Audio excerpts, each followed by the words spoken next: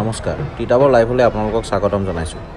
যোৱা 24 এপ্ৰিল 2025 তাৰিখে তিতাবৰ ষ্টেচন তিনিআলি ডিম্বেশ্বৰ দত্ত ক্ষেত্ৰত বীৰ লাচিত সেনা উদ্যোগত আৰু তিতাবৰবাসী ৰাইজৰ সহযোগতে ৰঙালী বিহু সন্মিলন হৈ যায়। সেই অনুষ্ঠানত পুৱা 9:30 বজাত সমূহীয়াকৈ কেইবাটাও দল সংগঠনে পতাকা উত্তোলন কৰে। পতাকা উত্তোলনৰ পাছতে শ্বহীদক প্ৰণাম জনাই বন্তি প্ৰজ্বলন কৰে বীৰ লাচিত সেনা সদস্যসকলে।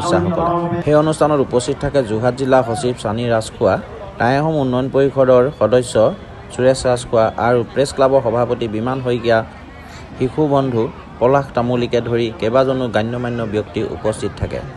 সেই অনুষ্ঠানৰ মঞ্চত উপস্থিত থাকে জয়মতী বঁটাপ্ৰাপ্ত আৰু লগতে গোমতী দেৱী প্ৰাক্তন প্ৰধান শিক্ষয়িত্ৰী স্বৰ্ণ গগৈ বৰুৱা বাইদেউ।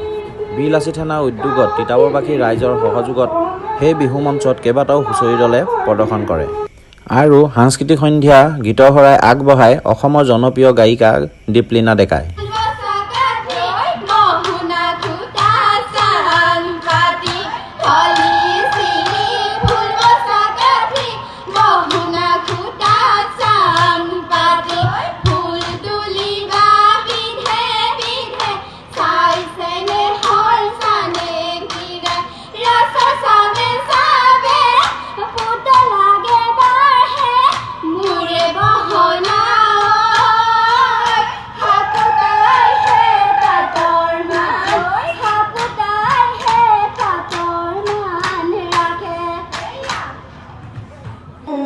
ৰাম ৰাম দেখা